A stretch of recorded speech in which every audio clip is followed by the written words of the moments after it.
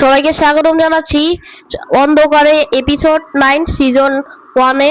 তো আজকে sorry episode 9 না, হ্যাঁ এপিসোড 9-এ। তো সবাইকে স্বাগতম জানাচ্ছি আমাদের এপিসোড 9 সিজন 1-এ। তো সবাইকে আসসালামু আলাইকুম।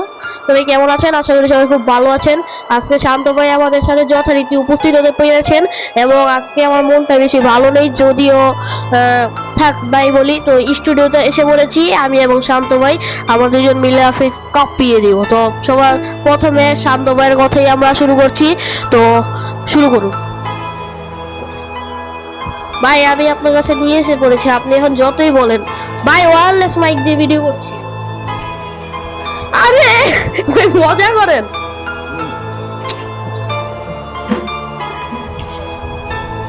আচ্ছা, তিনি ফাইজলামি করেন বুঝছি। তো যাই হোক, আজকের আমরা অন্যবার শুরু করছি। তো প্রথমে ইমেল দিয়ে শুরু করবো। আচ্ছা, তো আমরা শুরু করছি। তো স্টুডিওতে আসতে অনেক দেরি হয়ে গিয়েছে, দেখতে তো পাচ্ছেন 10:56 বাজে, 11টা বাজার কাছাকাছি। তো আজকে চাচ্ছি আমরা এই এপিসোড 9টা একটু 30 মিনিটের 30 না 40-45 মিনিটের করা। এবং আপনাদেরকে একটা নোটিশ জানিয়ে দিতে চাই। নোটিশটি হলো, আমি বলবো না, এটা আমি রেকর্ড করে রেখেছি, সেটাই আমি আপনাদেরকে শুনিয়ে দিচ্ছি। হ্যালো গাইস, আসসালামু আলাইকুম। সবাই কেমন আছেন? আশা করি সবাই খুব ভালো আছেন আল্লাহর রহমতে। তো আমার আজকের মূল টপিক হলো এপিসোড 10 9-এ আমি এপিসোড 10 কিছু আপডেট নিয়ে এসেছি, যা হলো ফোন কল আপডেট এবং মিউজিক আপডেট। আপনারা চাইলে পার্ট 9 থেকে আমাদেরকে বাসায় ফোন কলও দিতে পারছেন। সেই ফোন কল কিন্তু আমরা রেকর্ড করবো। তো নাম্বারটি আমি বলে দিতে চাচ্ছি। নাম্বারটি হলো 01896227109। আপনাদের বোঝার সুবিধার্থে আমি আবার বলে দিচ্ছি, 01896227109। লাস্ট আই রিপিট এগেন, একটু মনোযোগ দিয়ে শুনবেন অথবা নোট করে রাখুন। 01896227109। এটা হচ্ছে আমাদের অলওয়েজ সচল থাকে এই নাম্বারটি। চাইলে কল দিতে পারেন। কল দিলে আমরা আপনার বাসায় আপনার ফোন কল রেকর্ড করবো। আপনারা চাইলে আমাদের সদস্য হতে পারেন অথবা আপনাদের স্টোরি আমাদেরকে টেলিং করতে পারেন। সময়টা হচ্ছে সারাদিন এই চালু থাকে, কিন্তু যারা ঘটনা বলবেন, যারা সদস্য হবেন তারা প্রতিদিন এটা দিতে পারেন। যারা ঘটনা বলবেন তারা এটা শুধু প্রতি বৃহস্পতিবার রাত 10টা থেকে 11টার মধ্যে এই কলটা দিবেন, কারণ 10টা থেকে 11টার মধ্যে স্টোরিতে বসে থাকি। তো চাইলে আপনারা আপনাদের মূল্যবান ঘটনাগুলো আমাদেরকে বলতে পারেন। তো আমি এই নাম্বারটা শেষবার মতো বলে যাচ্ছি, 01896227109। যদি নয়েজ হয়ে থাকে মাফ করে দিবেন, কিন্তু নতুন মাইক।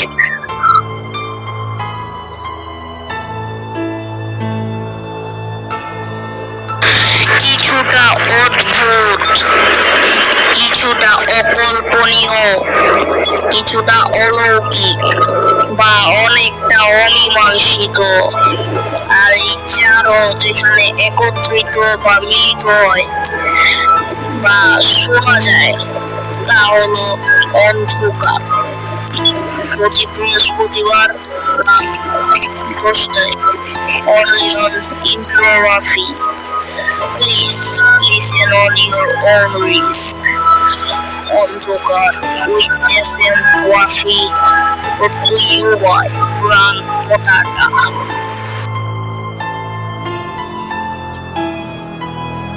বাংলাদেশ এমন একটি দেশ যেখানে মানুষের অভাব নেই। অতিরিক্ত মানুষ থাকলেও এখানে ভূতের কোনো অভাব নেই। 100% সত্য ঘটনা কোথাও খুঁজে পাওয়া যায় না। এমনকি যারা ঘটনা বলতে চান কিংবা পাঠাতে চান, তারাও জানেন না সত্য কোথায় পাঠানো যাবে। আমরা অনেক আবেগ, বিবেক এবং কৌতূহলী মানুষদের নিয়ে তৈরি করেছি একটি শো। এটি শুধু কোনো শো নয়, এটি একটি বাস্তবতা। আপনি আসলে আপনার ভয়ঙ্কর অথবা হরর ইমেইল আমাদেরকে পাঠাতে পারেন। অ্যাড্রেসটি হলো DHOKAR909@gmail.com অথবা আপনারা 94.4 চারু FM এ গিয়েও বলতে পারেন, আমরা তার রেকর্ড করব। অন্ধকার এটি রহস্য নয়, এটি একটি বাস্তবতা। একটা ছোট্ট বিরতির পর ফিরে আসলাম। তো আমাদের আজকে সময় কম, আমরা আজকে ডাইরেক্ট ঘটনা শুরু করব প্রথমেই। তো এই ঘটনাগুলো আমাদের রিড আউট হয়ে গিয়েছে। তো আমরা আজকে হন্টেড প্লেস এটাও রিড আউট হয়ে গেছে, নতুন কোনো ইমেল আসে নাই আজকে। তো আমি চাই, তো আমরা একটু চাচ্ছি একটা নতুন ঘটনা লিখতে। এটা কি পড়েছিলাম কখনো? এটা তো থার্ড সেগমেন্টের জন্য, না পেলে আজকে ডাইরেক্ট সেকেন্ড সেগমেন্ট শুরু করবো। বিয়ের পোশাক, এটা হয়তো বা পড়িনি, না এটা কখনোই পড়িনি। তো এটা আজকে আমরা পড়া শুরু করছি।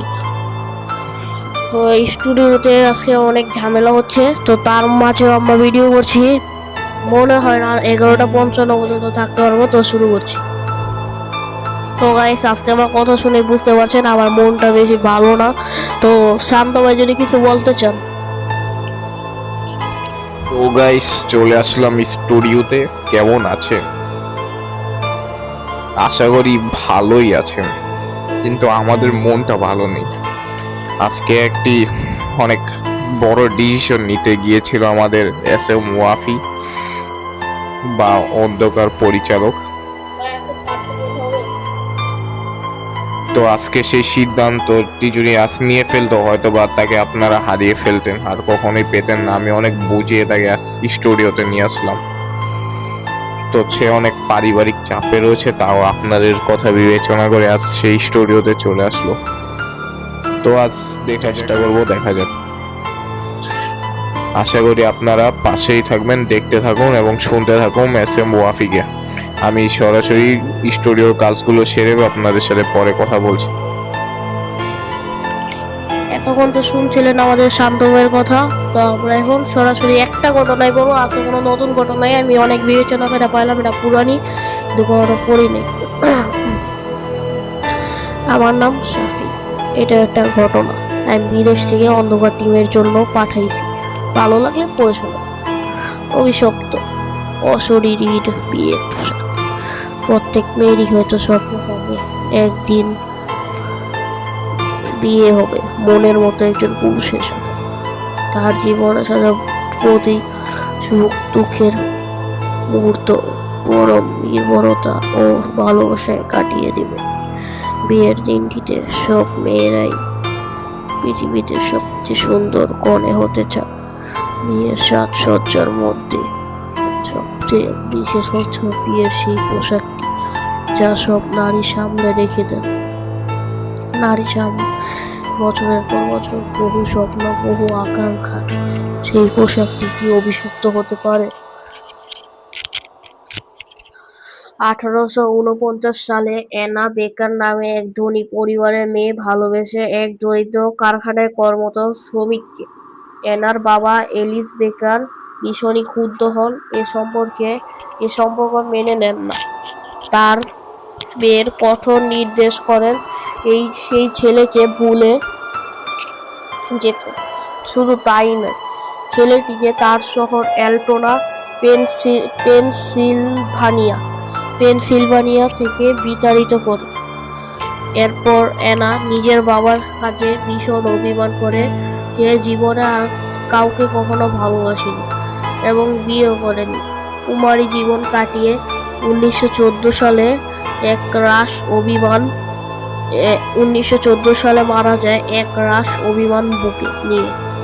তার বাবা প্রেমিককে শহর থেকে বিতাড়িত করার পূর্বে এনা নানা স্বপ্নে বিভোর ছিল।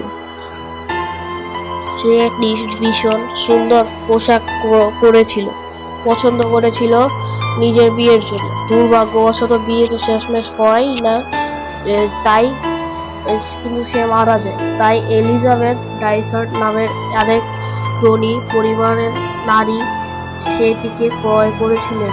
বহু বছর পর বেকার ম্যানসন একটি মিউজিয়ামে রূপান্তরিত হয়। তখন সেই ড্রেসটি সেখান দিয়ে একটি কাচের বাক্সে ড্রেসটি প্রদর্শন করা হয়। বহু দর্শনার্থীরা বলেছেন এটি যে ড্রেসটি একা একাই নয়। বহু দর্শনার্থী বলেছেন যে ড্রেসটিকে একা একা নড়তে দেখেছে, বিশেষত পূর্ণিমা রাতে। কথিত আছে ড্রেসটি এমনভাবে এপাশ ওপাশ থেকে ঘোরাঘুরি খায় একজন অদৃশ্য কোণে আয়নার সামনে দাঁড়িয়ে আছে, পোশাকে নিজেকে দেখছে।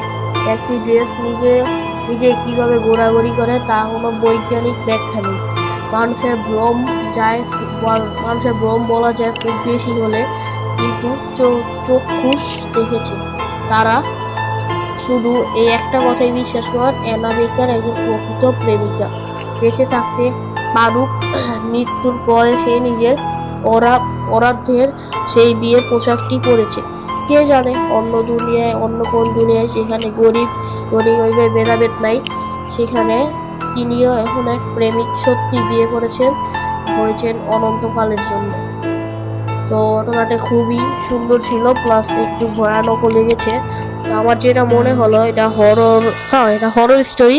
কারণ লাস্টের দিক দিয়া বিশেষ করে মোস্ট প্রবাবলি, বিশেষত পূর্ণিমার রাতে কথিত আছে ড্রেসটি ওপাশ ওপাশ দাঁড়া যায়। এটা আমার খুব ভয়ঙ্কর লাগছে। মোস্ট প্রবাবলি কোনো আত্মা হয়তো, আমার মতে আত্মা তো মৃত্যুর পর কখনো বেঁচে থাকে না। মোস্ট প্রবাবলি যদি বেঁচে থাকে তাহলে সে মানুষের ক্ষতিও করবে, মানে আত্মা তো মানুষের ক্ষতি করতে পারে না, আমার যতটুকু ধারণা তার মধ্যে থেকে বলছি। আমি কোনো টুকাইয়া বলতে চাচ্ছি না। তো আমার নিজের জ্ঞানের মধ্যে যতটুকু রইলো আমি বলে দিচ্ছি। তো এখন যদি শান্ত ভাই কিছু বলেন। ভাই ঘটনাটা বেশ অদ্ভুত ছিল, আমার কাছে অত একটা হরর স্টোরি বলে মনে হয়নি, রূপকথার কাহিনী মনে হয়েছে। আমার কাছে মোস্ট প্রবাবলি এটা মনে হয় রূপকথার কাহিনী। ধরুন আমরা একটা বই কিনেছি ভূত সমগ্র নামে, আর ছবিটা আপনারা দেখতে পাচ্ছেন এখানে। আমি আপনাদেরকে 2-3 পেজের একটা ছবি দিয়ে দিলাম। এই 2-3 পেজের মধ্যে লেখা এই পত্রিকাগুলোর নাম কি দিল, যে দা ডেইলি স্টার বাংলা। বড় পত্রিকা এখানে লেখা ছিল, যেখান থেকে সত্য ঘটনা হতে পারে, আবার আমরা জানি না। এগুলো কালেক্ট করা এখন থেকে, আপনারা যদি চান আমরা শোনাবো, কিন্তু মিথ্যে হতে পারে না, আমি এতটুকু বলতে পারি এগুলো মিথ্যে হতে পারে না। ভাই আজকে কি তাহলে ভূত সমগ্র বই শুরু করবো, না কি যে চাগো এফএমটা শুরু করবো? যেহেতু আজকে হাতে অত একটা স্টোরি নেই, আজকে আমরা দু একটা ভূত সংগ্রহ থেকে শুনি আপাতত, মানে স্টোরির তো সেগমেন্টটা তো চালাতে হবে, তাই ওখান থেকে কিছু বলে আমরা আজকে শেষ করি। তো বিরতি আমি আজকে আর নিচ্ছি না, কারণ আমরা আরেকটি কাজে চলে যাচ্ছি। তো আমরা এখন ডাইরেক্ট ব্যাকগ্রাউন্ডের কাজে চলে যাব, বিরতি নিচ্ছি না। তো গাইস বইটি সেট আপ দিতে হবে, ততক্ষণ পর্যন্ত আপনারা শুনুন একটি বিরতি। বাংলাদেশ এমন একটি দেশ যেখানে মানুষের অভাব নেই। অতিরিক্ত মানুষ থাকলেও এখানে ভূতের কোনো অভাব নেই। 100% সত্য ঘটনা কোথাও খুঁজে পাওয়া যায় না। এমনকি যারা ঘটনা বলতে চান কিংবা পাঠাতে চান, তারাও জানেন না সত্য কোথায় পাঠানো যাবে। আমরা অনেক আবেগ, বিবেক এবং কৌতূহলী মানুষদের নিয়ে তৈরি করেছি একটি শো। এটি শুধু কোনো শো নয়, এটি একটি বাস্তবতা। আপনি চাইলে আপনার ভয়ঙ্কর অথবা হরর ইমেইল আমাদেরকে পাঠাতে পারেন। অ্যাড্রেসটি হলো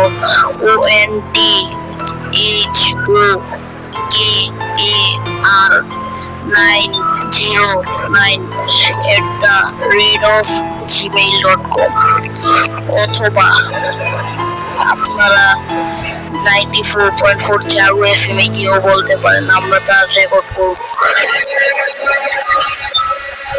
অন্ধকার এটি কোনো শো নয়, এটি একটি বাস্তবতা।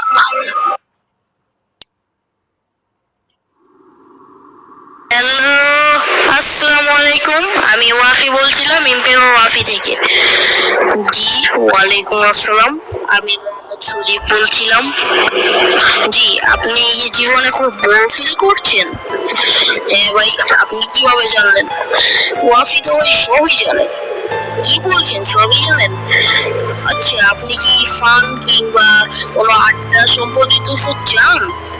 ভাই আমি যে এটাই চাচ্ছিলাম, আপনি কিভাবে আমার বোনের কথা জেনে যাচ্ছেন? ভাই আমি না জানলে জানবে কে? আমি ওয়াফি, আমার সাথে রয়েছে তালহা। আমরা দুইজন মিলে আপনাদেরকে দিব মজা। কি ভাই সত্যি বলছেন? ওয়াফি কখনো মিথ্যা কথা বলে না। ঠিক আছে ভাই, তা আপনি আমাকে এটার একটা সমাধান দেন। সমাধান দেওয়ার জন্যই তো আমি চলে এসেছি। আপনি আপনার মোবাইলের ইউটিউবে গিয়ে বা ফেসবুকে গিয়ে লিখুন ইম্পেরিয়র ওয়াফি। ফেসবুকে ইম্পেরিয়র ওয়াফি, ইউটিউবে ইম্পেরিয়র ওয়াফি। ভাই এটা আমি লেখলে সমাধান পাবো? সমাধান মানে লাইফ গ্যারান্টি সমাধান পাবেন। এখনই দেখুন। আর আপনারা কি করছেন? আপনারাও দেখুন ইম্পেরিয়র ওয়াফি, যদি লাইফে চান ভালো কিছু, অনেকটা ভৌতিক নিয়ে, অনেকটা কাল্পনিক নিয়ে, অনেকটা গেমিং নিয়ে সকল প্রকার ভিডিও এখানে আপলোড করা হয়। এখনই চলে আসুন ইম্পেরিয়র ওয়াফিতে, আড্ডাতে সারা।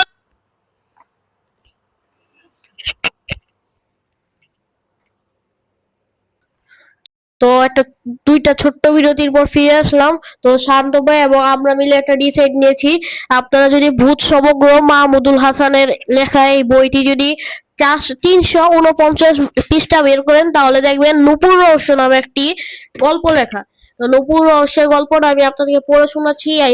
এটা পড়ে আমার গায়ের লোম দাঁড়িয়ে গিয়েছিল। তো শুনতে থাকুন। তো আমি শুরু করছি। রশিদ সাহেব একটা প্রাইভেট কোম্পানিতে চাকরি করেন। কোম্পানির অধীনে অনেক শিল্প কারখানা আছে।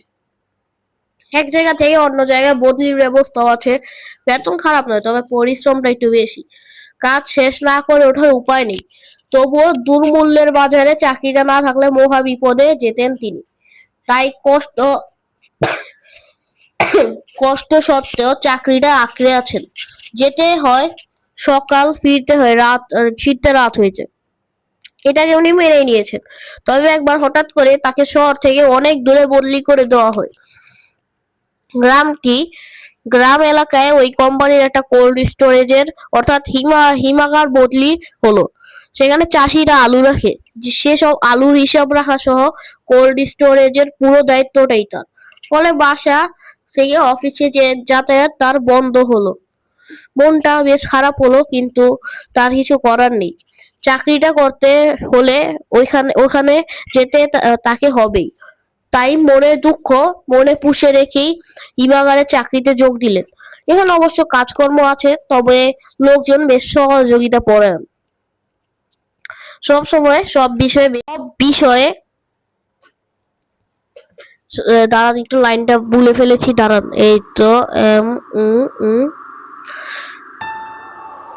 এই তো পেয়ে গিয়েছি। সব বিষয়ে বেশ সাহায্য পাওয়া যায়। ফেরার জন্য প্রতিদিন গাড়ি ভাড়া বাবদ বাড়তি টাকাও গুনতে হয় না। এখানে থাকার ব্যবস্থা আছে। তাছাড়া অনেকগুলো ঘরে এমনিতেই ফাঁকা পড়ে থাকে। সব মিলিয়ে অল্প দিনের মধ্যে নিজেকে খাপ খাইয়ে নিলেন জায়গাটার সাথে।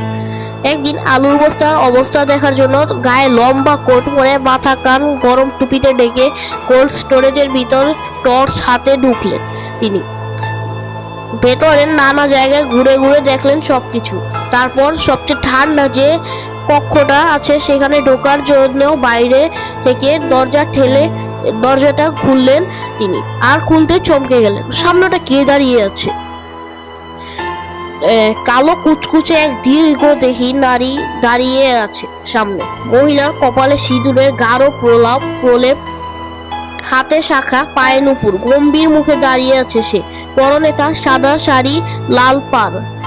তবে এই ভয়ঙ্কর ঠান্ডা শীতে পোশাক ছাড়া কোনো জীবিত মানুষের পক্ষে নির্লিপ্ত ভাবে দাঁড়িয়ে থাকা সম্ভব নয়। ঘটনার আকস্মিকতায় ভরকে গেলেন তিনি।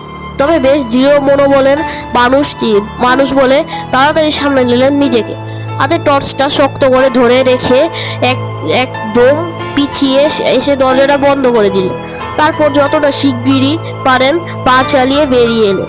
তবে বাইরে এসে কেউ বুঝতে দিলেন না যে গেলে কাজকর্মে ব্যাঘাত ঘটবে।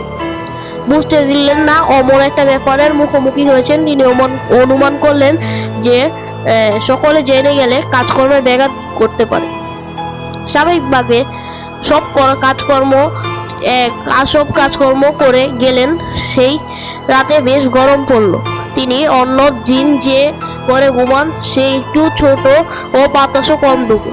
তিনি এমনিতেই খোলামেলা জায়গায় থাকতে পছন্দ করেন। ফ্যানের হাওয়া খুব একটা স্বস্তি বোধ হলো না, তাই খোঁজ খবর নিয়ে একটা বড় সড়ো কক্ষের সন্ধান পেয়ে সেখানে খাট পাতিয়ে নিলেন।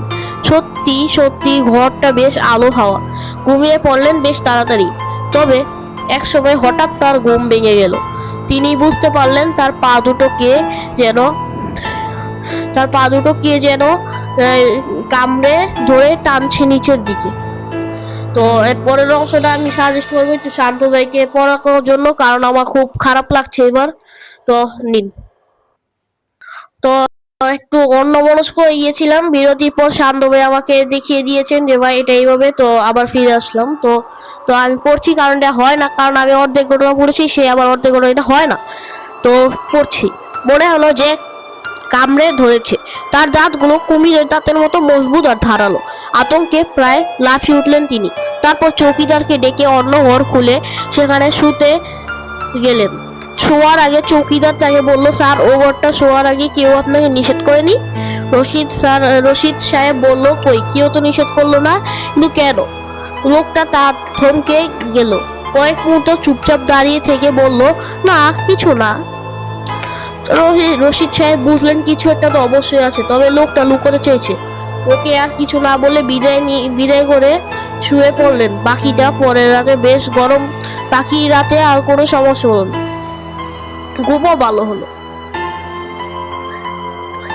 পরের রাতে বেশ গরম পড়লো, তাই ঘুমানোর আগে হিমাগারের সামনে ফাঁকা জায়গাটায় বসে হাওয়া খেতে লাগলো।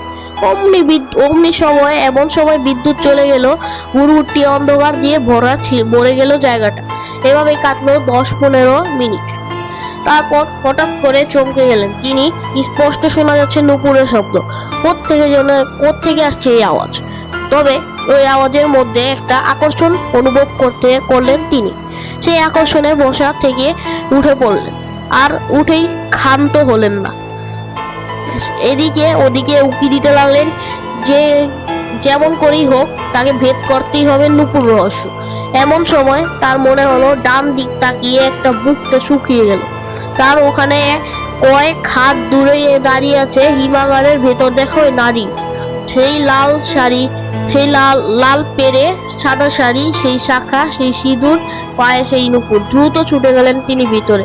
পরদিন তিনি ছুটলেন বড় অফিসে, যে করেই হোক এখান থেকে তাকে হতেই হবে। বদলির হুকুম নিয়ে তবে ফিরলেন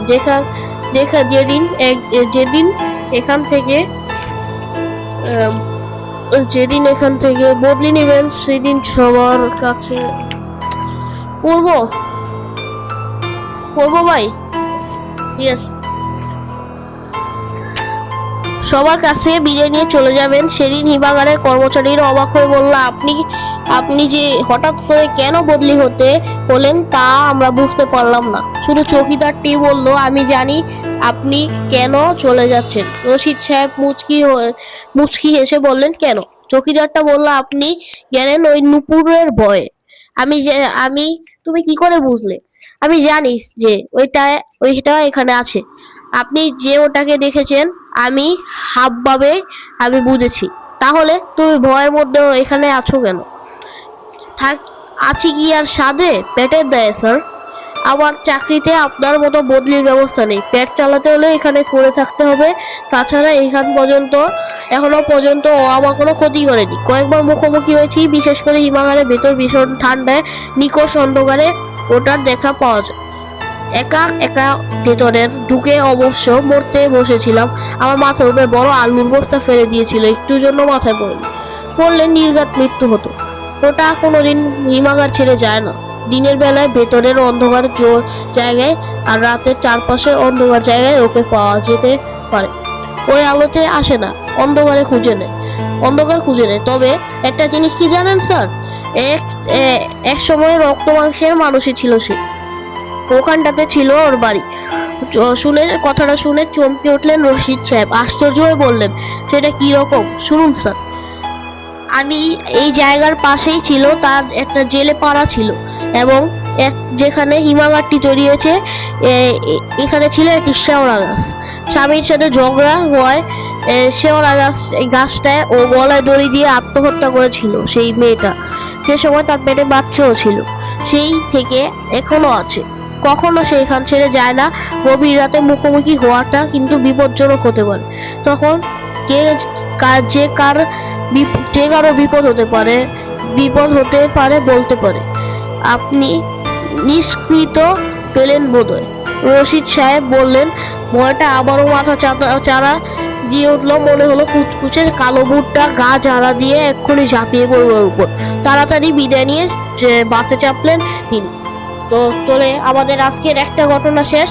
তো আজকে আমরা চাচ্ছি যে ছোট্ট বিরতির মাধ্যমে সেকেন্ড সেগমেন্টের শুরু, এবং যদি তিনি থার্ড সেগমেন্ট শুরু করতে চান তাহলে মাইক্রোফোনটা সুইচ করছি।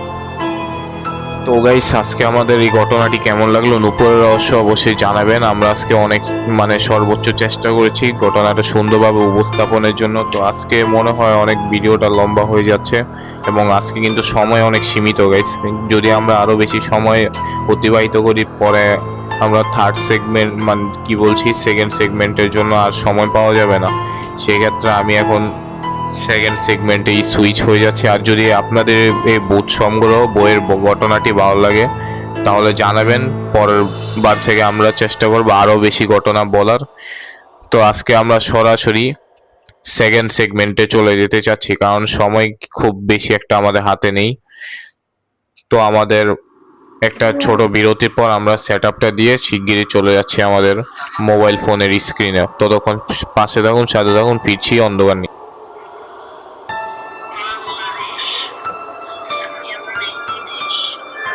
যেখানে মানুষের অভাব নেই, অতিরিক্ত মানুষ থাকলেও এখানে ভূতের কোনো অভাব নেই। 100% সত্য ঘটনা কোথাও খুঁজে পাওয়া যায় না। এমনকি যারা ঘটনা বলতে চান কিংবা পাঠাতে চান তারাও জানেন না সত্য কোথায় পাঠানো যাবে। আমরা অনেক আবেগ, বিবেক এবং কৌতূহলী মানুষদের নিয়ে তৈরি করেছি একটি শো। এটি শুধু কোনো শো নয়, এটি বাস্তবতা। আপনিও চাইলে আপনার ভয়ঙ্কর অথবা হরর ইমেইল আমাদেরকে পাঠাতে পারেন। অ্যাড্রেসটি হলো ondhar909@gmail.com, অথবা আপনারা 94.4 জাগো FM এ গিয়েও বলতে পারেন, আমরা তার রেকর্ড করব। অন্ধকার এটি কোনো শো নয়, এটি একটি বাস্তব।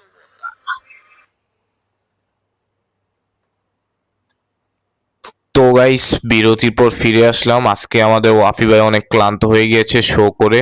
লাস্ট বিরতিটা দিয়ে আমরা সেকেন্ড মাইকে সুইচ করব। তো আমরা এখন কেট রেখে, অর্থাৎ বয়ার ওয়্যারলেস V1 মাইকটা রেখে আমরা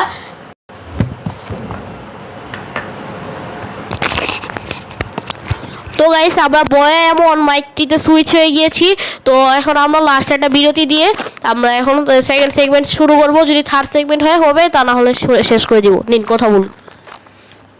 তো গাইস, আমরা এখন আজকে সরাসরি সেকেন্ড সেগমেন্টে চলে যাচ্ছি, কারণ আজকে সময় খুবই কম। 11:30 অলরেডি বেজে গেছে। পরে যদি আমরা করতে চাই তাহলে আর সময় পাওয়া যাবে না। তো আপনারা শুনতে থাকুন, আশা করি ভালো লাগবে আজকের ঘটনাগুলো। তো ভাই, শুরু করতে পারেন। কিছুটা অদ্ভুত, কিছুটা অকল্পনীয়, কিছুটা অলৌকিক বা অনেকটা অমীমাংসিত। আর এই চারও যেখানে একত্রিত বা মিলিত হয় বা শোনা যায় তা হলো অন্ধকার। প্রতি বৃহস্পতিবার রাত 10টায়, only on Emperor Wafi. Please listen on your own risk. অন্ধকার with SM Wafi, brought to you by Pran Potata.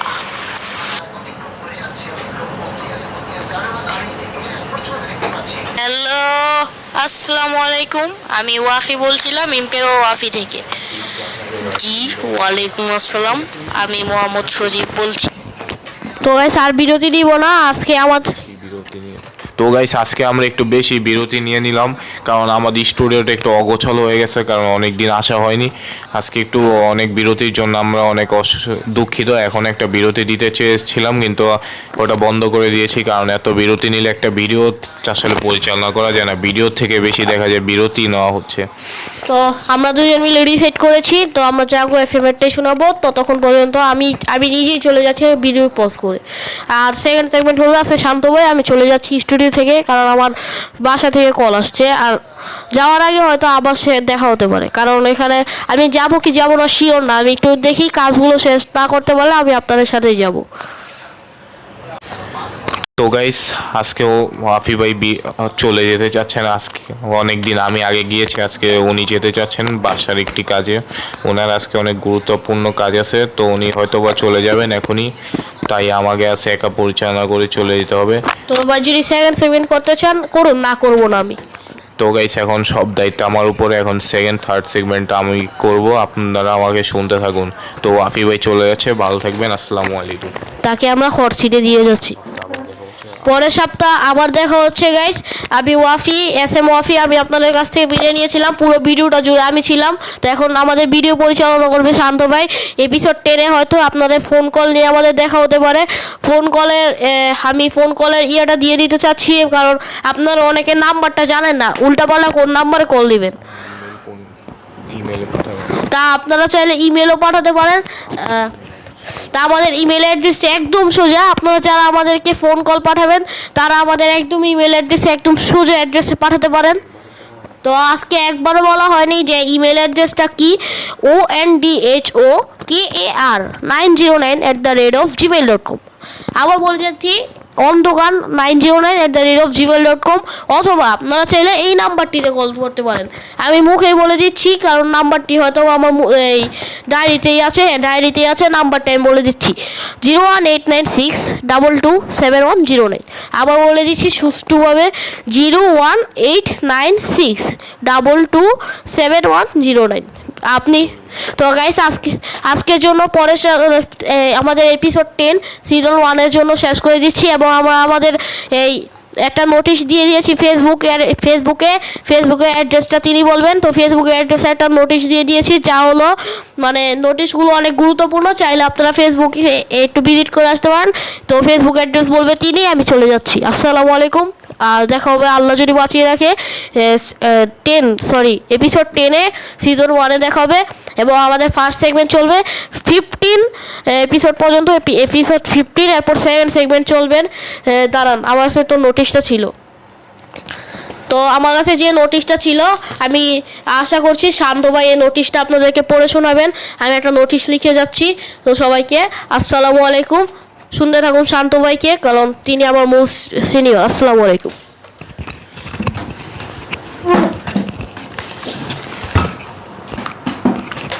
তো গাইস আরও একটিবারের জন্য স্থান পরিবর্তন করে আমরা চলে আসলাম স্টুডিওতে। আজকে আমাদের স্টুডিওতে অনেক মশা মাছি দেখা যাচ্ছে, কারণ দীর্ঘদিন আসা হয় না। তো আজকে উনি তো চলে গেছেন, তো উনি বিদায় নিলেন। এখন আমরা সরাসরি সেকেন্ড সেগমেন্ট অর্থাৎ লিসেনিং সেগমেন্টে চলে যাব, কারণ ভিডিওটি অনেক বড় হয়ে গেছে অযথা কথা বলে এবং অনেকগুলো ইন্ট্রো বা বিরতি দিয়ে। তো শুনতে থাকুন, আমি সরাসরি আর কোনো দেরি করব না, এখন ডাইরেক্ট সেকেন্ড সেগমেন্ট নিয়ে ফিরছি। ভালো থাকবেন, শুনতে থাকুন।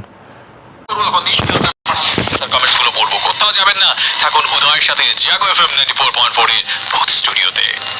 দোস্ত চল আজকে মুভি দেখি, সাথে কিছু একটা তো লাগে খাওয়ার জন্য। বিস্কিট নিয়ে আসছি, দাঁড়া। চিপস নিয়ে দোস্ত। আরে প্রাণ পটাটা নিয়ে আয়, বিস্কুটের স্মুথনেস আর চিপসের ক্রিসপি পাবি। আরে এ তো দেখছি একের ভেতর দুই, তাহলে তো পটাটার সাথে ফাটাফাটি মুভি নাইট হবে দেখছি। তাড়াতাড়ি নিয়ে আয়। বন্ধুদের সাথে হুটহাট মুভি নাইটে পাশে থাকুক ক্রিসপি আর স্মুথ স্বাদের অনন্য কম্বিনেশন প্রাণ পটাটা। প্রাণ পটাটা, স্বাদ আর স্বাস্থ্যের শেষ কথা। মুখ তোমরা কেন? ক্লাস করে অনেক টায়ার্ড, আবার হোমওয়ার্কও দিয়েছে অনেক। মন ভালো করার জন্যই তো আছে ওয়ান্ডার মাফিন। হ্যাঁ এই নে, থ্যাংক ইউ। রিচ চকলেটের সাথে ভরপুর ওয়ান্ডার মাফিন মানে বাইটে বাইটে চকলেটি ফানের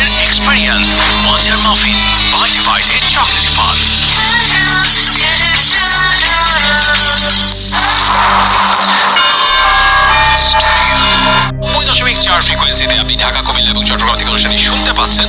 ফেসবুকে www.facebook.com/jago.fm এবং www.facebook.com/rjudoy এই দুটো ফেসবুক পেজ থেকে লাইভ দেখতে পাবেন। চ্যানেলে কিন্তু আপনার অনুষ্ঠানটি মানে উপভোগ করছেন youtube/jago.fm চ্যানেলটাতে। যে যেখান থেকে অনুষ্ঠানটি দেখছেন কাছে একটাই অনুরোধ, প্লিজ প্লিজ প্লিজ আপনার লাইভের শেষে অবশ্যই যখন লাইভটা চলতেছে কমেন্ট সেকশনে কমেন্ট করেন, বাট মানে উল্টাপাল্টা কমেন্ট করেন না। এবং মানে হয় না অনেক সময় যে 5 সেকেন্ড ব্যাক এগুলো বন্ধ করেন, এগুলো খুবই বিরক্তিকর এবং মানুষজন আসলে আপনার নিয়ে হাসাহাসি করে। এটাই আসলে আপনার পেজের বা আপনার জীবনের, আপনার ক্যারিয়ারের কোনো উন্নতি হবে না। আপনি 10 সেকেন্ড ব্যাক ওই যে তুমি ভালোবাসা দিলে ভালোবাসা পাবে এগুলো বন্ধ করে দিয়ে আপনি গঠনমূলক কমেন্ট করেন, এই অনুষ্ঠানটা ভালো লাগতেছে কিনা সেটা লিখেন, অনুষ্ঠান ভালো না লাগলে সেটাও লিখেন, তাতে কোনো সমস্যা নাই। কিন্তু ওই যে ভালোবাসা দিলে ভালোবাসা পাবে, 10 সেকেন্ড ব্যাক এগুলো বন্ধ করে দিতে হবে। তাহলে দেখবেন আপনার জীবনের উন্নতি হয়েছে, আপনাকে গঠনমূলক এবং একজন সচেতন নাগরিক এবং ফেসবুক ইউজার বলে মানুষ বুঝতে পারবে। ঠিক আছে, অনেক জ্ঞান দিয়েছি, এখন শোনেন যেটা হচ্ছে অনেকগুলো কমেন্ট আসছে আমার কাছে, সেই কমেন্টগুলো আমি পড়ি। যেমনটা আমাকে সাফা লিখেছে ঢাকার মিরপুর থেকে, একটু পরিচিত হব। কি নাম বন্ধু? আমার নাম মোহাম্মদ মাহমুদুল হাসান। মাহমুদ হাসান, এই মাইকের একটু কাছে চলে আসেন, একটু জোরে কথা বলতে হবে। কোত্থেকে আসছো? আমি বাড্ডা মেরুল। বাড্ডা থেকে। কি করো তুমি আসলে? আমি মাদ্রাসা ব্যাকগ্রাউন্ডে পড়াশোনা করতেছি। পড়াশোনা করছো মাদ্রাসাতে। এই যে ভৌতিক অনুষ্ঠান, ভূত স্টুডিওতে আসার ইচ্ছে, এটা কেন হলো তোমার? আসলে ছোটবেলা থেকেই তো ভূত স্টোরি শোনা হয়। আমি যখন অনেক ছোট ছিলাম তখন আমি আমার ফ্রেন্ডরা সবাই মিলে একসাথে রেডিওতে ভূত স্টোরি শুনতাম। তখন থেকে একটা ইচ্ছা ছিল যে একদিন হলেও ভূত স্টোরিতে যে নিজের ভৌতিক এক্সপিরিয়েন্সগুলো শেয়ার করা। তারপরেও যখন ঢাকাতে পড়াশোনা করা হয় তখন যখন জানতে পারি যে আমার বাসার পাশেই ভূত স্টুডিও অফিস, তখন ভাবলাম কেন নয় একবার গিয়ে নিজের এক্সপিরিয়েন্সগুলো শেয়ার করা। ও নাইস, খুব ভালো লাগলো যে দেখেন একেবারে ছোটবেলা থেকে যে বন্ধুটা আমাদের সাথে আছে, জাগো এভাবে দীর্ঘদিন ধরে যেহেতু ভূত স্টুডিও চলছে, আমাদের এই অনুষ্ঠান শুনতে শুনতে কেউ কেউ স্কুল থেকে কলেজে উঠে গেছে, কেউ কলেজ থেকে ইউনিভার্সিটিতে উঠে গেছে, কেউ ইউনিভার্সিটি পড়তে আসে চাকরি করতে শুরু করছে, কেউ হয়তো চাকরি করতে আসে বিয়ে করে ফেলছে। সো কত রকমের কত মানুষজন না, কেউ মানে বিভিন্ন জায়গা থেকে আমাদেরকে শোনে। এদের মধ্যে একটা বন্ধুকে আমরা পাইলাম, সে অনেক আগে থেকে শোনে, আজকে ফাইনালি সে আমাদের সাথে যোগাযোগ করছে এবং সে কিন্তু এখন আজকে স্টোরি বলবে। সো আপনিও যদি চান স্টোরি বলতে অবশ্যই রেজিস্ট্রেশনটা করে ফেলেন। অনুষ্ঠানের নিয়ম নিয়ে বারবার বলছি, স্ক্রলে যাচ্ছে ফেসবুকে, বাট যারা রেডিও শুনছেন তাদের জন্য বারবার রিপিট করতে হয়, আমাকে রিপিট করে দিচ্ছি। আপনি যদি আসতে চান আমাদের অনুষ্ঠানে, যদি ইচ্ছে থাকে তাহলে মোবাইল ফোনের মেসেজ অপশন চলে যান, গিয়ে টাইপ করুন RBS স্পেস নিজের নাম স্পেস নিজের লোকেশন স্পেস নিজের প্রফেশন টাইপ করে এসএমএসটি পাঠান আমাদেরকে 26969 এই নাম্বারটিতে। সো চলেন এবার আমরা সবাই মিলে আমার বন্ধুর কাছ থেকে তার জীবনের ভৌতিক সেই অভিজ্ঞতাগুলো শুনে ফেলি। শুনি, একদম প্রথম থেকে শুনবো আমরা। থ্যাংক ইউ ভাইয়া। আমি আমার প্রথম ঘটনা শুরু করতে যাচ্ছি। তো আমার প্রথম ঘটনাটা মূলত হয়েছে আমার আপন নানা, তার সাথে ঘটা। তো তিনি তো অনেক আগের মানুষ, প্রায় 1900 শতকের মানুষ। তিনি তার জীবনে ঘটা একটা ঘটনা এটা, সেটা হলো তার ফ্যামিলি মূলত ওরকমভাবে টাকা পয়সাওয়ালা ছিল না, তারা নিম্নমানের একটা ফ্যামিলি ছিল।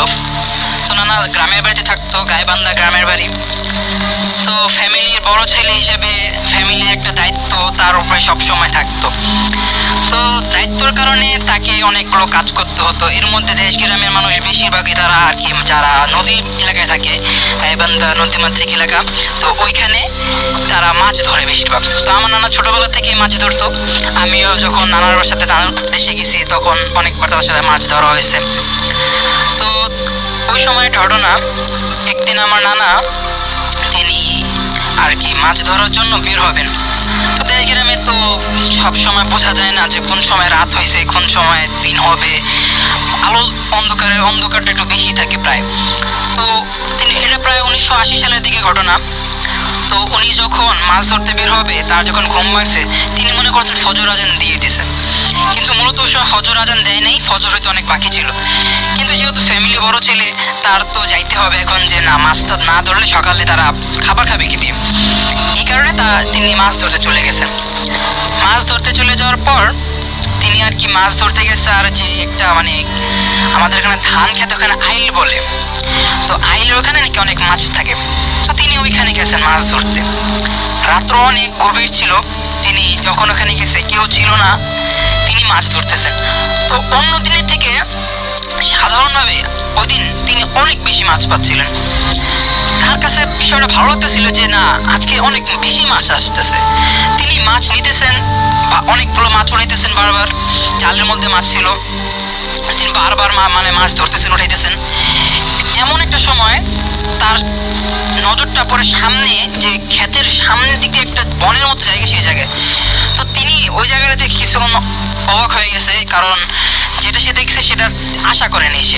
সে দেখতেছে যে ওইখানে যে গাছগুলো সাধারণ গাছের থেকে অনেক বড় বড় হয়ে আছে এবং গাছগুলো ভেঙে ভেঙে তার দিকে পড়তেছে সব। তো এটা দেখার পরে সাধারণভাবে তিনি ভয় পেয়ে গেছে।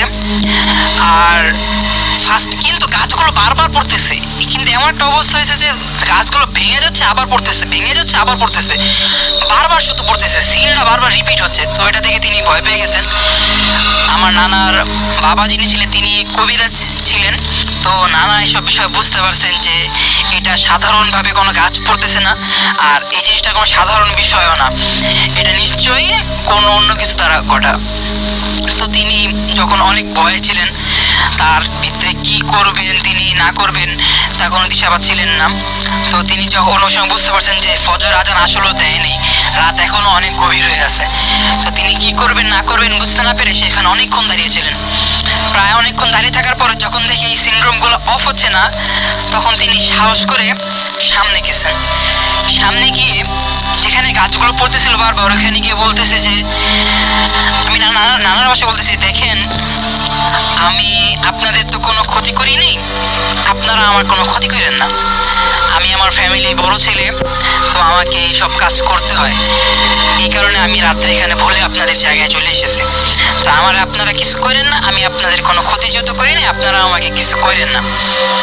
তো নানার এই সিনসিয়ারিটি ভাবে বলার পর কিছুক্ষণ পর জিনিসগুলো অফ হয়ে যায়, সিনড্রোমগুলো অফ হয়ে যায়। তো সিনড্রোমগুলো অফ হওয়ার পর পরে আজান দেয়, ফজর আজান দিয়ে দেয়।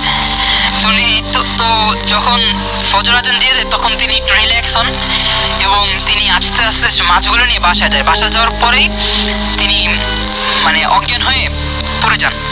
তার যখন সেন্স আসে, সকাল অনেক দেরিতে তার সেন্স আসে। সেন্স আসার পর যখন তিনি সব বিষয় তার বাবাকে খুলে বলেন, তখন তার বাবা বলে যে তুমি রাত্রেবেলা করে গেছো মাছ ধরতে, আমাকে ডাইকা দিয়ে যাবে না? আমাকে তোমার ডাইকা দেওয়া উচিত ছিল। ওইখানের বনে কিছু জিনিস আছে, তো তাদেরকে তুমি ভালো কাজ করছো যে তুমি ওইখানে তাদের সাথে ক্ষমা চেয়ে চলে আসছো, নাহলে তোমার একটা ক্ষতি হইতে পারতো। এটা বলে তারা মানে নানা আর কি তখন একটু নানাকে একটু শান্ত করা হয়েছে। এটা ছিল আমার প্রথম ঘটনা। তো আমি আমার দ্বিতীয় ঘটনাতে চলে যাব। দ্বিতীয় ঘটনাটা সেম আমার নানার সাথেই ঘটা। তখনও সেই দিন আর কি নানা মানে একা যান নাই। আমার নানা ছোটবেলা থেকে মাছ ধরতেন, তো তাদের ফ্যামিলিতে নৌকা ছিল অনেকগুলো। তো তারা যে ওই দিনকে নানা আর নানার আব্বা মানে আমার বড় আব্বা হন, তারা দুইজন একসাথে মাছ ধরতে গেছে। তারা মাছ ধরার জন্য যখন তাদের ট্রলারটা নদীর মাঝখানে নিয়ে গেছে, তখন তাদের সাথে অদ্ভুত কিছু ঘটনা ঘটা শুরু হয়েছে। যে যখন তার নদীর মাঝখানে চলে গেছে, তখন দেখে যে তাদের নৌকাটা অনেক জোরে জোরে দুলতেছে এবং মনে হচ্ছে যে তাদের নৌকার আশপাশে ঝড় উঠতেছে। কিন্তু যখন তারা আবার দূরের দিকে দেখাচ্ছিল যে দূরে এরকম কিছু হচ্ছে নাকি, কিন্তু দূরেই ঝড়টা হচ্ছে না, শুধুমাত্র তাদের নৌকা এবং নৌকার যে এরিয়াটা আশপাশে যতটুকু জায়গাটুকু আছে সেখানে তুমুল ঝড় উঠে গেছে। এমন একটা ঝড়ের মধ্যে তারা পড়ে গেছে যে ওইখান থেকে যে তারা ফিরে নৌকা নিয়ে যাবে এরকম কোনো সিস্টেম নেই। তো নানা প্রচুর ভয় পেয়ে আছে। নানা ভয় পাওয়ার পরে নানা তার পিতাকে মানে তার আব্বাকে বলতেছে যে এখন কি হবে আমাদের। পরে আমার নানার আব্বা তিনি কবিরাজ ছিলেন, তিনি অনেক জিন ভূত এইসব সম্পর্কে অনেক ভালো জানতেন। তো তিনি কি বলছেন যে তুমি এক কাজ করো, তুমি চুপচাপ পিছনে বসে থাকো, ঠিক আছে, আর কিছু দেখলে কোনো আওয়াজ করবা না। তো ঠিক আছে, নানা ভদ্র ছেলের মতো পিছনে চলে গিয়ে বসে আছে, কোনো আওয়াজ করতেছে না।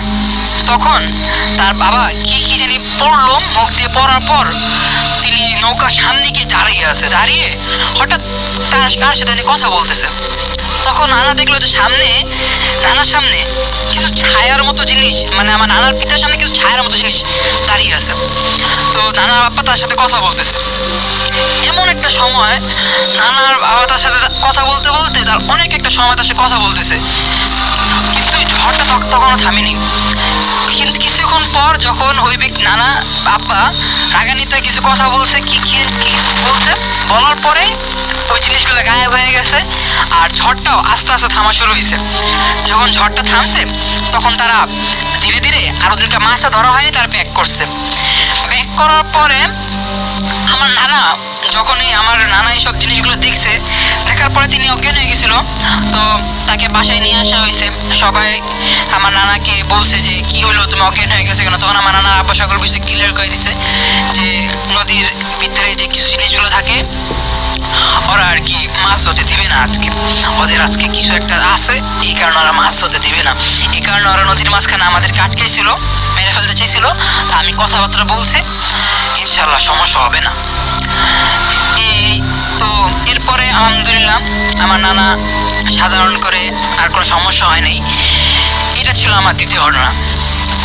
তো আমি আমার তৃতীয় ঘটনা চলে যাব। এই তৃতীয় ঘটনাটা ঘটা হলো আমার ফ্রেন্ড, তার সাথে ঘটা। তো আমার যে ফ্রেন্ড ছিল তার ভাষায় যদি বলি, আমার ফ্রেন্ড তার বাড়ি হলো ময়মনসিংহ। তো সে যখন অনেক ছোট ছিল, বেশি ছোট না, ইফসখানায় পড়তো, তখন তার একটা অদ্ভুত জীবনে ঘটা জিনিস, যেটা সে কোনোদিন এক্সপেক্ট করে নেই, এবং এতগুলো মানুষ একসাথে জিনিসগুলো দেখছে যে না বিশ্বাস করে কোনো উপায় নেই। তো আমার ফ্রেন্ড যেখানে সে পড়াশোনা করতো ওইখানে জায়গাটা একটু খারাপ ছিল। ওইখানে আগে তান্ত্রিকদের বাসস্থান ছিল। এখানে নরশিশুকে বলি দেওয়া হতো, নবজাতক শিশুদেরকে বলি দেওয়া হতো। তো ওই জায়গাটা অনেক অভিশপ্ত ছিল। তো যে জায়গার মালিক তিনি কম দামে জায়গাটা পাওয়ার কারণে সেখানে কিনে তিনি ওখানে মাদ্রাসা দিয়ে দিয়েছেন। তো মাদ্রাসাটা শুরুতে ছোট ছিল, ছোট মাদ্রাসা থাকার কারণে তো ওইখানে যে মাদ্রাসা ওটা শুরু থেকে একটু অভিশপ্ত মাদ্রাসার মধ্যে প্রায় শোনা যেত যে মাদ্রাসার মধ্যে নাকি ভয়ঙ্কর আওয়াজ শোনা যায়, রাত্রেবেলা নাকি বাচ্চাদের কান্নার আওয়াজ, এরকম জিনিসগুলো শোনা যেত। তো আমার যে ফ্রেন্ড সে যখন মাদ্রাসা ভর্তি, তখন এটা অনেক তার আগের ঘটনা এটা, যে তখন বাচ্চাদের আওয়াজ শোনা যেত, মাদ্রাসা অনেক ছোট ছিল। ওইখানে নাকি এমনও শোনা গেছে যে কিছু মাদ্রাসা স্টুডেন্টকে মেরে ফেলা হয়েছে, মেরে তাদের শরীর ক্ষতবিক্ষত অবস্থায় পাওয়া গেছে। তো মাদ্রাসার যে প্রতিষ্ঠাতা ছিল তিনি নাকি ঘটনাটা ধামাচাপা দেওয়ার কারণে অনেক পরিমাণ টাকা পয়সা খরচ করে ওই মাদ্রাসা যে টিনের মাদ্রাসা ছিল ওখানে বিল্ডিং করছে, আর কিছু হুজুর নিয়ে এসে যেই জায়গাটাকে আর কি মানুষটাকে মারা হয়েছিল ওইখানে নাকি জিনটা ছিল, তাকে নাকি একটা বাথরুমের ভিতরে সিল করে দিছে কোনো এক প্রকার ভাবে, বন্ধ, আমরা যেটাকে বলি বন্ধ করে দেয়, কোনো জায়গায় বন্দি করে দেওয়া হয়, সেরকম ভাবে তাকে ওই জিনটাকে বন্দি করে দেওয়া হয়েছে। তো ওখানে একটা জিন ছিল না, স্বাভাবিকভাবে আমি যতটুকু শুনছি ওখানে 60টা জিন ছিল। তো ওই 60টা জিনকে এক জায়গায় বন্দি করা হয়েছে। তো আমার ফ্রেন্ডরা যখন ওই মাদ্রাসায় ভর্তি হয় তখন এই মাদ্রাসা আলহামদুলিল্লাহ বড় ছিল, কিন্তু ওরকম ভাবে কোনো সমস্যা সিনড্রোম দেখা দিত না, কিন্তু প্রায় শোনা যেত ওই মাদ্রাসায় নাকি জিন ভূতের সমস্যা আছে। তো আমার ফ্রেন্ড, আমরা সাধারণত জানি যে মাদ্রাসা হেফজখানাগুলো হয় তাদেরকে ফজরেরও অনেক আগে ঘুম থেকে ওঠানো হয়। তো আমার ফ্রেন্ডের সময় হেফজখানায় পড়তো, তো তার এক ফ্রেন্ড ছিল যে অনেক দুষ্ট প্রকৃতির ছিল।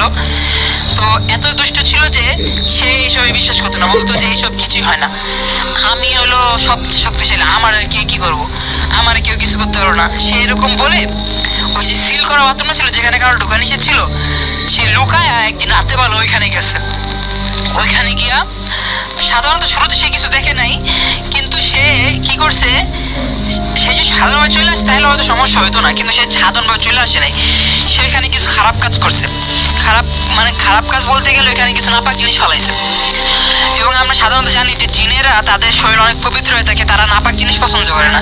তাদের শরীরে নাপাক ফালালে তাদের একটা বংশের নিয়ম আছে যে জিন গোত্রে যদি কারোর শরীরে নাপাক পড়ে তারা তাকে গোত্র থেকে বের করে দেওয়া হয়।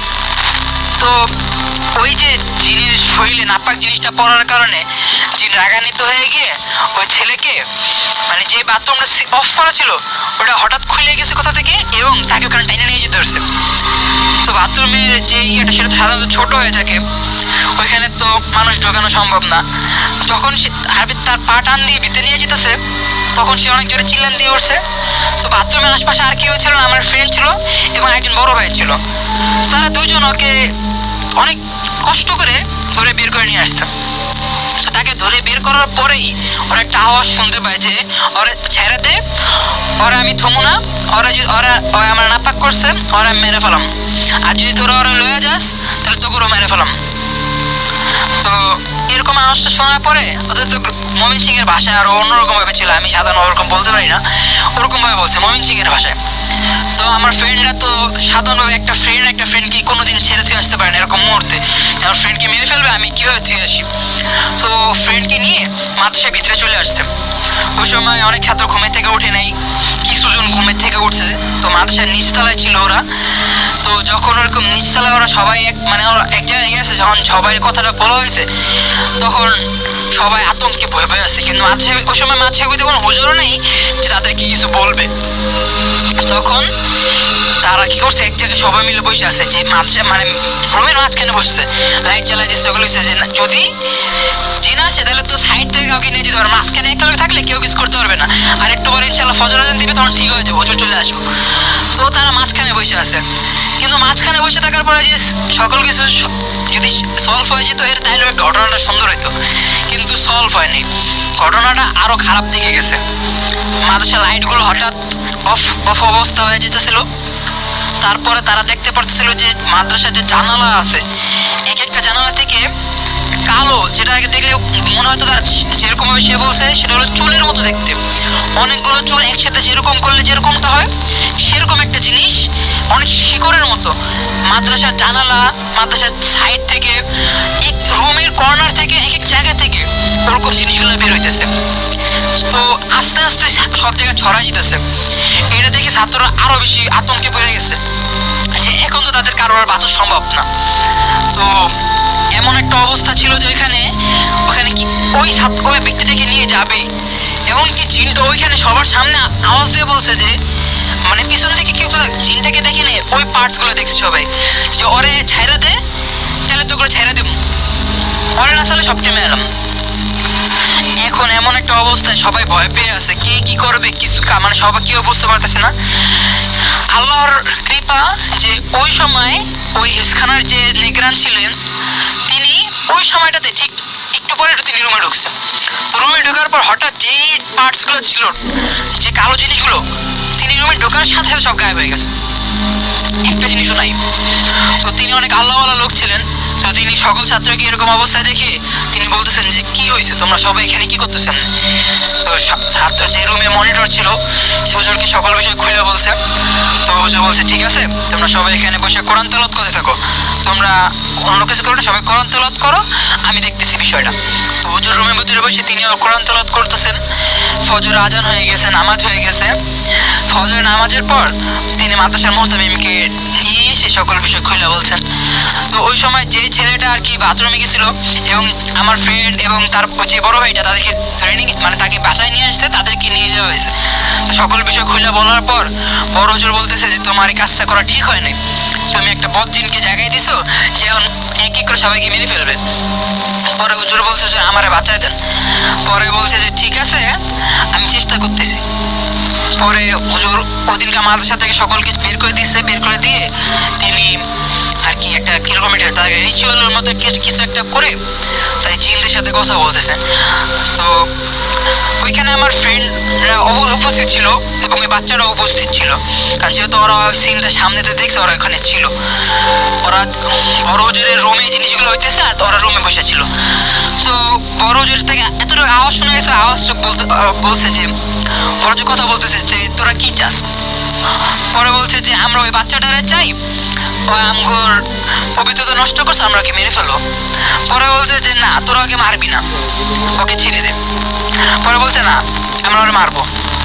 পরে বলছে ওর বদলে তোরা কি নিবি, মানে জিনদেরকে বলছে ওর বদলে তোরা কি নিবি। পরে বলছে ঠিক আছে, অনেক জোরাজোরি করার পরে জিন কিছু নিতে জানি ওকেই চাইছে। পরে অনেক জোরাজোরি করার পর জিন বলছে যে ঠিক আছে আমাদেরকে 3টা কালো খাসি দিতে হবে, কিন্তু তারপর আমরা ওকে বাঁচায় ওরে যে আমরা ঠিক রাখবো এরকম না, আমরা একটা পা নষ্ট করে দিয়ে যাবো। পরে বলছে না তোরা আর পা নষ্ট করবি না, আর পা নষ্ট করলে ভবিষ্যৎ নষ্ট হয়ে যাবো। পরে বলছে যে না আমরা পা নষ্ট করবই, ওর জীবনটা ছেড়ে দেবো কিন্তু এর বদলে পা নষ্ট করে দেবো। তারপরে হুজুর এক সময় যখন দেখছে না এদেরকে আর মানা যেতেছে না, তখন হুজুর রাজি হয়ে গেছে এই বিষয়টাতে লাস্টে। তখন এর পরের দিন 3টা কালো খাসি মানে ওই জিনদেরকে দেওয়া হয়েছে এক জায়গায়। এরপরে ওই যে ছেলেটা ছিল তার যে পাড়া বাথরুমে ঢুকাই নিয়ে গেছিল, ওই পাড়া হঠাৎ করে মানে খাসিগুলো দিয়ে আসার পরেই ওই ছেলে পাটা পুরোপুরিভাবে মচকে গেছে, এমন ভাবে মচকে গেছে পুরো পা ঘুরে গেছে আর পা ভেঙে গেছে। ওই পা আর কোনোদিন ঠিক করানো যায় নাই। তো এরপরে ওই জিনগুলো মোটামুটি ভাবে ওই গ্রামে থেকে মানে ওই মাছটা থেকে অনেকদিন দূরে ছিল। তো আমার ফ্রেন্ড যে ওই মাছটা পড়ছে এরকম একটা ভয়ঙ্কর সিন দেখার পরে সে ওইখান থেকে চলে আসছে এবং ঢাকা শহরে পড়াশোনা শুরু করছে। তো এই ছিল আমার 3য় ঘটনা। এখন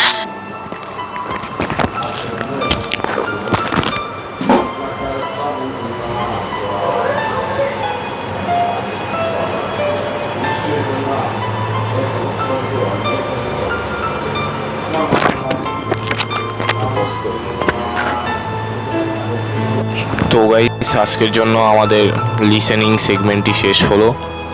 আমরা প্রায় ব্যাগ ট্যাগ সব গুছিয়ে ফেলেছি, কারণ আজকে 3rd সেগমেন্ট করা যাবে না, কারণ অলরেডি 12:30 বেজে গেছে। আমাদের বাড়ি যেতে যেতে কিন্তু অনেক সময় চলে যাবে। ধরতে গেলে যদি আজ করি তাহলে আমার বাড়ি যেতে আর সম্ভব হবে না, কারণ গাড়ি পাওয়া যেতে নাও পারে, 1টা+ বেজে যাবে। তো আজকের জন্য আমি আর 3rd সেগমেন্ট করছি না, এবং 3rd সেগমেন্টের জন্য এমনও যে আবার ঘটনা পাঠিয়েছে বলবো এরকমও না, কোনো ঘটনাও নেই। তো আজকে সব কিছু বিবেচনা করে শোটি শেষ করে দিতে চাচ্ছি। তবে একটা নোটিশ ইম্পেরিয়াল ওয়াফি বাইরে রেখে গেছেন, তো সেটা বলে আজকের জন্য চলে যাচ্ছে। আপনারা ভালো থাকবেন, সুস্থ থাকবেন, আর দোয়া করবেন যাতে পরের এপিসোড পর্যন্ত আসতে পারি। তো আজকের জন্য আমি শেষ করে দিব। তো ভালো থাকবেন। নোটিশটি শুনুন। নোটিশ: ইম্পেরিয়াল ওয়াফি অন্ধকার, তারিখ 9/10/2025।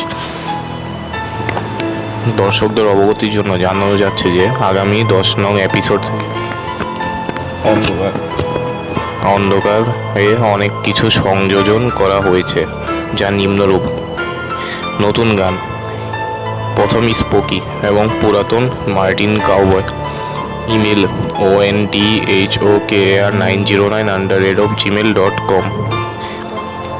নতুন সংযোজন phone call number 018962271009। Direct studio call ইত্যাদি সংযোজনের কারণে আমরা এই প্রস্তাবে উপনীত হচ্ছি যে এপিসোড 1/15 সিজন 1। তো আজকের জন্য নোটিশটি